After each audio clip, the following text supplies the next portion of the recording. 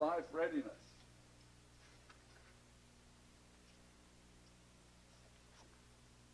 Put up your hand if you're ready for the next life. Anybody ready for the next life? I'm ready. Okay, there you go. All right. Thy kingdom come. Get it, let's get. Do we really have to go through 3.5 years of tribulation? Yes, we do. All right. So, next life readiness is what we're going to talk about now. And Jesus wants true believers to always be ready or be in a state of readiness. Right? And I talked to a fireman. I'd see him every year at the feast. And I asked him, I said, how long does it take you from the time you hear the alarm bell ring till the time you're on the truck downstairs? He said, 2 minutes. Two minutes. I can't do anything in 2 minutes. I can't boil water in 2 minutes. It's like, but they all got trained to be ready. And they're floating around upstairs in the firehouse, and they're in their skivvies or they're in their shorts or whatever they're doing, and they're playing gin rummy or whatever. When that bell rings, 2 minutes later, they're dressed and sliding down the pole and jumping on the truck, and away goes the truck. 2 minutes. So Jesus wants true believers always ready or in readiness to enter the next life. Right? Now, we teach, and the scriptures show, that Jesus comes back. He descends on the white horses, and as he's descending, he's sending his angels out to bring his saints up to meet him in the clouds and be changed and become spirit being. Right? Now, a lot of those will be dead people will come out of the graves. Right? And some of them will be living people. Some of us may be living people at the time. Right? But those who died, like Chester, right? I can almost picture Chester's last day and his last hour. The way I heard it was, he'd gotten home from work, right? And he was lying on the floor near the air conditioner, right? So he didn't know that morning that was his last day. He didn't know, all right? He just figured, I'm tired, I'm going to go turn the air conditioner up or down or whatever, and that was his last moment of consciousness, and he died ready to meet Jesus, right? He hasn't met Jesus yet. He's still in the grave. He's waiting for the first resurrection, right? So 3 days before Jesus died, he gave 2 of the greatest chapters in the Bible. In those 2 chapters, Jesus outlines what believers must be doing, what they must be doing to be ready at all times. You need to be ready like every day. The fire people are ready every 2 or 3 minutes. It's like, I don't know what you would do if you're going to the restroom or something. It's like, anyhow. But anyhow, that's a fireman problem. Right? But anyhow, the truck is leaving in 2 to 3 minutes. And if you're going to that fire, you need to be on the truck, sort of thing. Okay, so in those 2 chapters, Jesus outlines what believers must be doing to be ready for eternal life. Matthew 26:1. When Jesus finished all these sayings, he said to his disciples, after 2 days is the Passover, and the Son of Man will be crucified. I'm going to be dead. So when he gave when he spoke chapters 24 and 25 of Matthew, he knew that he was going to be dead within 3 days period of time. So this was an important message for him to get across to people, right? It's like, and they came to him and they said, when are things going to happen? So Jesus knew he would be dead in 3 days, so he uses these 2 chapters to urge millions of followers, his followers, to be ready on a daily basis. And I believe that's why he said the model prayer is, give us this day our daily bread. And all of us like to eat something every day, except on the Day of Atonement and occasionally other times, right? But we do like eating, right? Eating is kind of one of those fun things we do, right? The disciples wanted to know, when will Jesus bring the kingdom to planet Earth? Matthew 24:3. The disciples came to him and privately and they said, tell us when will these things be, and what will be the sign, which can mean indicator. What is the indicator of, of your coming? Well, if you can still picture that board up here with the white horses on it, that's a huge sign indicator of his coming. And wherever you are, if you're alive in the years ahead, and the tribulation has been 3.5 years now, and it's going to be dark. There'll be no sunshine. It says the sun will be darkened. So something will happen, and you go out the door and you look up into the dark sky, and that's what you're going to be seeing. White, shiny, bright, the whole horizon will be lit up by 10 or 20 angels? I don't think so. Like millions of angels on horses, with Jesus leading them on the big white horse in the front. Right? So he says, tell us what are the signs, the indicators of your coming, and what is the end of the age, the human age, or what will it be like just before you return to planet Earth? Right? Because in their minds, they were figuring it'd be a week or two, maybe a month or two. Paul wrote, he thought that Christ would come back in his lifetime, and it's been like 1900 years since then. So in verse 14, Jesus gives the when answer very early in chapter 24, verse 14. This gospel must be preached into all the world as a witness to all nations, and once it has been preached as a witness into all nations, then the end will come. Verse 14, that's the answer. Oh, but he didn't stop there. He went on. And we could ask, how will the gospel be preached into all the world? Revelation has the answer. Revelation 11:3. I will give my 2 witnesses power, and they will prophesy, which means inspired speaking, and they'll be preaching this gospel into all the world for 1,260 days in sackcloth. Right? So, when you see these 2 individuals on global TV, you are going to know that's Revelation chapter 11. That's what that is, right? After they preach for 3.5 years, God allows Satan to kill the 2 witnesses. Then their bodies are left lying in the streets for 3.5 days. Revelation 11:11. Now after 3.5 days, the breath of life from God ended in them, and they stood on their feet. I wish somebody would make a movie about this. This is good stuff, right? Where's Cecil B. DeMille or Spielberg? Where are these movie makers when you need them? This is great stuff, right? The 2 witnesses everybody hates them. And when they're dead, they, just like Mussolini, apparently in World War II, they hung Mussolini from something, and they just left his dead body hanging in the breeze for days and days and days because they hated him so much, whatever.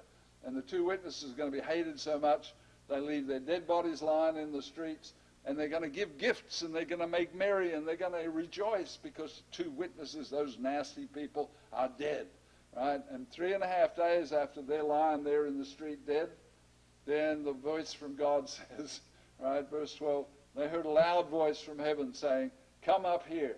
Now, do you suppose that the cameraman who's filming this, right, this is good stuff. The young 20, 25-year-old cameraman and the guy with the microphone, they're going to be reporting. Yes, it's been 2.5 days now, and these nasty 2 witnesses have been lying in the streets. Oh, and now it's the 3rd day. Now we're halfway through the 3rd day, and they're still lying there, and the flies are on their bodies. And, oh, wait, I just heard a voice. A voice said, come up here. What does that mean? And then they sit up. They start breathing, and they sit up, and they say, hey, you feeling okay? Yeah, that wasn't too bad. And they stand up on their feet, and the guy with the camera and the guy with the microphone, it's like the Hindenburg. Have any of you heard the description of the Hindenburg? You can look it up on YouTube. But anyhow, there's a guy watching the Hindenburg burst into flame, and he goes berserk, trying to explain what's happening. Anyhow, so it's going to be an unbelievable event, and that's the return of Christ. They go up into the clouds. The dead saints all around the world go up into the clouds. The living saints go up into the clouds. Jesus has the big meeting, and they all go over to the Mount of Olives and put his feet on the Mount of Olives. Right? So Matthew 24, 25 have 97 verses. There are almost 100 verses in chapters 24 and 25. Right? Verse 14 of chapter 24, he gave them the answer they wanted. When are you coming? This gospel will be preached in all the world, and then will the end come. The two witnesses finish their preaching, and then you have to wait 3.5 days while their bodies lie in the streets to fulfill that prophecy, and then there's the end, because Jesus comes then, right? So he wanted to focus. He goes on and on and on to the remainder, almost 100 verses after verse 14, because he wants his readers to be fully aware of 4 vital ways of being ready every single day.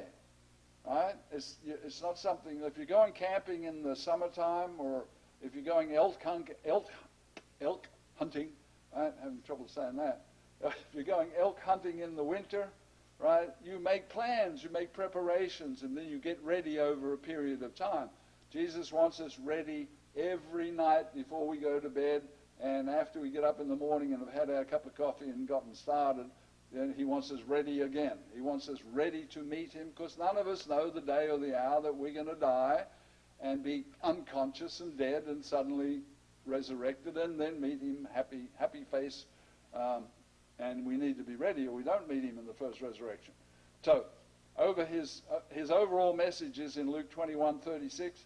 Watch therefore and pray always, every day, that you might be counted worthy to escape all these things that come to pass, and to stand before the Son of Man at the first resurrection. That's not in the text, right? But that's the meaning. Be working and prepared and be readying yourself to stand before Jesus Christ, to meet him face to face at the first resurrection, because that's the big one, right? Now, the first of the 4 readiness guidelines, Matthew 24:45. He says, who then is a faithful and wise servant who his master made to nourish God's household? The language there is a little difficult to follow, but essentially, look at the Greek. It has made master or leader over to nourish the household of God. That's what we do in church. We nourish each other, we encourage each other, we care for each other, we pray for each other, right? Blessed is that servant whom his master, when he comes, appears, will find so doing. What do you mean so doing? It means being a faithful and wise servant day in, day out, day in, day out. And if you're surprised and you end up dead tomorrow, right, which I'm driving to Galveston. There are going to be a lot of hot drivers down there. You know, so I could be dead today. But, you just got to be ready as every day comes to you. Be as ready as you can be. The second readiness guideline in Matthew 25:1, the kingdom of heaven will be likened to 10 virgins who took their lamps and went out to meet the bridegroom to provide light for the wedding. Right? And if you had a wedding in here, you wouldn't need 10 virgins with lamps. You just turn the light switch on. Boom! You've got light for the wedding. Back in those days, they used lamps, right? So, verse 2, the 5 of them that were wise, the 5 wise virgins, right? And 5 of them were foolish. And why was that? Because those who were foolish took their lamps. The lamp, how many of you have seen a lamp the way they used to have them 2,000 years ago? They're about this big. They sort of fit in your hand. You've got a little spout, like a little teacup. And you put oil in here, and you light the spout, and the flame burns from the oil that's in the container up out of the spout, and now you've got it like a candle to go, right? Anyhow, candles work better, but they hadn't invented candles then, so they went with these lamps, right? So they took their lamps, and they took no extra oil with them. So they figured, there's enough oil in my little lamp, that'll do. That'll be enough. It'll be okay. Don't worry. Don't sweat it. Right? But the wise took oil in their vessels with their lamps. So they had their lamp full of oil, and they took another vessel along with them which had extra oil in it. So they were prepared in case it went longer, so they would not fail at their mission of providing light for the wedding. So daily readiness means be prepared to go the extra mile. Right? Now, as servants of Jesus Christ, no matter what happens to us, we got to have the attitude of, this is tough, I don't like this, I hate this. Lady I know is in a nursing home, she doesn't like that. In her mind, she's in prison, right? But you've got to tough it out, and whatever circumstances you're in, you've got to be ready to go the extra mile. The third readiness guideline is in Matthew 25:21. His Lord said to him, "Well done, good and faithful servant. You were faithful over," and it took me quite a while to see that word there, few. You were faithful over a few things. Not, you were faithful in lots and lots and lots and lots and lots of things. You were faithful in a few things, right? Which really should be very encouraging, because if you're faithful in a few things, this is you, right? I will make you ruler over many things. Enter the joy of your Lord.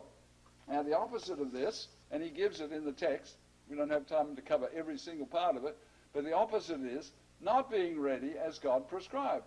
Verse 25, the guy said, "I was afraid, and I went and hid your talent in the ground. Look, here's your talent. I'll just blow off the dust, scrape off some dirt, and I'll hand you back your talent, and now you got what you gave me, I'm giving it back to you." But there was no fruit, there was no increase. And here's what the Lord said. This is how the Lord looks at it, verse 26. The Lord answered and said, "You wicked and slothful, lazy servant. I gave you the talent. I gave you the mission. Go increase this amount of money. And then when I come back, I get my amount of money and I get the increase." Right? And you didn't do it. You knew what you were supposed to do and you didn't do it. Verse 27, "So you ought to have deposited my money with the bankers, and at my coming I would have received back, that which was my own with interest." Now, Jesus is extremely merciful. I would not have said that, because I'm not Messiah and I'm not Christ, and I wasn't writing the Bible, right? But if you took an amount of money and you stuck it in the bank, and you got a little bit of interest, right, year after year after year, and the boss comes back and you give him the talent plus a little bit of interest, apparently he'd be happy. Wow! Reminds me of the some bear fruit 30-fold, some 60-fold, and some 100-fold. Well, 100, say 100's up here. 60's like half of that. And 30's half of 60. 30's like way down there. It's like, but Jesus is happy with 30-fold. He's happy with 60-fold. He's happy with 100-fold. He's just happy that you bore some fruit. In this case, he said, if you'd have just gotten interest from the bankers, I'd have been happy, right? But you didn't. You were a wicked and slothful servant, right? So the fourth readiness guideline is in Matthew 25:32. "All the nations will be gathered before him, and he will separate them one from another, as a shepherd divides the sheep from the goats." 34, verse 34. "And then the king will say to those on his right hand, the sheep, 'Come, you blessed sheep of my Father, inherit the kingdom prepared for you from the foundation of the world. 'Cause,' verse 35, 'I was hungry and you gave me food. I was thirsty, you gave me drink. I was a stranger and you took me in. I was naked and you clothed me. I was sick and you visited me. I was in prison and you came to me.'" And the rest of the text, I don't have it in the handout, says, the righteous say, "Oh, but Lord, we don't remember doing that. How come?" And he said to them, "In the fact that you were doing that to human beings around you, you were in fact spiritually doing it to me. And go into the kingdom because you did good." Right? Okay, then the opposite is in verse 40. And the king says, "Assuredly I say to you, inasmuch as you did it to one of these, the least of it, you did it unto me." Then he talks to the goats, right? Here comes the goats. Next, his answer to the goats who did not keep themselves in a readiness state. And how do you keep yourself ready in the readiness state? You keep doing the prescription, the things God says he wants you to do day after day after day after day. Never getting weary. We do get weary, but don't get weary in well-doing. Go to bed, get a good night's rest, get up in the morning, have your coffee, and then get back to helping people. Don't get weary in well-doing. Verse 45, "Then he will answer to the goats, saying, Assuredly I say to you, inasmuch as you did not do it to one of these, the least of my brethren, you were not doing it to me." You weren't helping, serving, feeding, visiting people in prison, visiting the sick. You weren't doing it to other people, therefore you weren't doing it to me, therefore you're a goat. Right? Verse 46, right? "These will go away into everlasting punishment." Please note, the text says punishment, It doesn't say punishing. And if you read this verse too quick, you can presume that you get punished forever and ever and ever and ever and ever and ever and ever and ever. It says punishment, not punishing. The punishment is you die the second time and you stay dead forever. That's the punishment, right? So it's not burning in hellfire. So, in summary, keeping oneself in a state of readiness to meet Jesus is, summarizing, 1, being faithful and wise servants serving God's family on earth. 2, being careful to have extra oil so we can go the extra mile. 3, working for Jesus and increasing our fruit output. He's looking for increase. He doesn't want the same thing back that you had last year. He wants increase. Number 4, serving human beings as if they are Jesus. You meet somebody, you treat them like you would treat Jesus, right? I don't know how you treat Jesus. I'd probably fall on my face, you know. But anyhow, it's like treat people like you would treat Jesus. Nobody knows the day or the hour they will meet Jesus, i.e. the day they will die, right? So, you know, Chester met Jesus, in a sense, on a day he didn't know he was going to die, and then wake up, you know, not knowing how many years have gone by, and meet Jesus. So, essentially, your last breath is the second before the next second of consciousness when you meet Jesus. So, need to be ready at all times. Jesus wants us ready to meet him today and tomorrow and every day ahead of us, until that day when we actually meet him